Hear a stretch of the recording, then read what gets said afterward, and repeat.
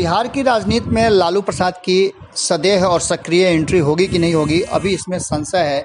लेकिन इतना तय माना जा रहा है कि कहीं ना कहीं लालू प्रसाद ने एक वर्चुअल रैली करके बिहार की राजनीति में अपनी उपस्थिति जरूर दर्ज कर दी है। आपको बता दें कि बिहार में लालू प्रसाद को लेकर के और जिस तरह के माहौल बने हैं उसे लेकर के अब चर्चाओं का बाजार गर्म हो गया है। आपको बता दें कि इन सारी चर्चाओं में जिस तरह से कुशवाहा ने बिहार की राजनीति में लालू की उपयोगिता और प्रासंगिकता को दर्शाया है, उससे साफ लगता है कि जदयू के लिए लालू प्रसाद अब कोई फैक्टर नहीं रह गए हैं। जबकि आपको बता दें कि लालू प्रसाद के वर्चुअल रैली के बाद एक्शन में आ गए थे नीतीश कुमार और उन्होंने उस एक्शन को दर्शाया भी था। आपको बता दें कि जिस समय से उपेंद्र कुशवाहा लालू प्रसाद को छोड़ करके नीतीश कुमार के साथ आए हैं, तब से मामला थोड़ा सा अलग हो गया है। नीतीश कुमार की शक्ति बढ़ी है और नीतीश कुमार के लोगों में, उनके कार्यकर्ताओं में, उनके पदाधिकारियों में भी हौसला बढ़ा है और वो हिम्मत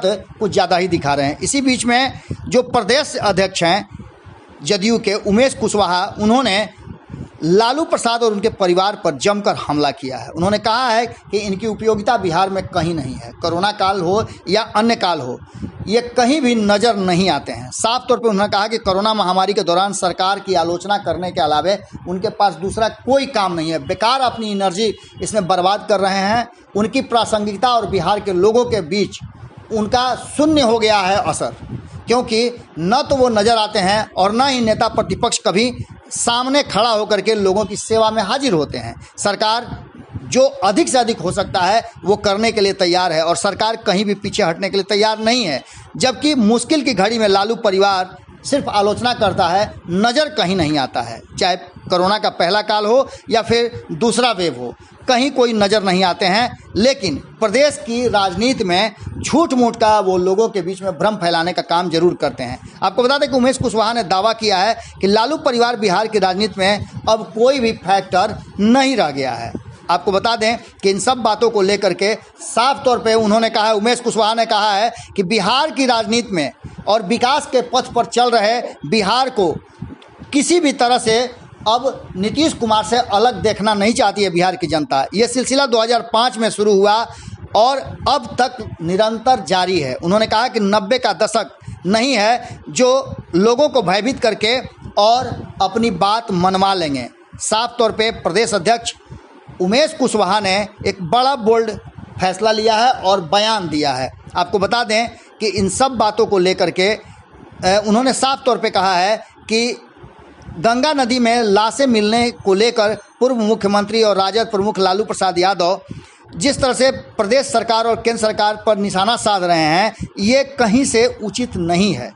उन्होंने साफ तौर पे कहा कि ये सब कुछ उनका अपने मनगढ़ंत है और मनगढ़ंत बातों का कोई जवाब देना हम उचित नहीं समझते हैं। आपको बता दें कि उमेश कुशवाहा कभी लालू प्रसाद के करीब भी रहा करते थे, लेकिन आज उन्होंने जिस तरह की बातें कही है उससे साफ लगता है कि उमेश कुशवाहा एक बार फिर से जदयू की तरफ से अपना स्टैंड क्लियर कर लिए हैं और लालू प्रसाद की प्रासंगिकता को उन्होंने बिहार की राजनीति में शून्य बताया है। यहाँ तक कि उनके परिवार को भी शून्य बताया है और कहा है कि बिहार के लोग अब लालू प्रसाद को किसी भी परिस्थिति में बर्दाश्त करने के लिए तैयार नहीं हैं। कैसा लगा ये विश्लेषण ज़रूर बताइएगा। खबरों का सिलसिला लगातार जारी है और आपकी नज़र भारत लाइव पे होनी चाहिए।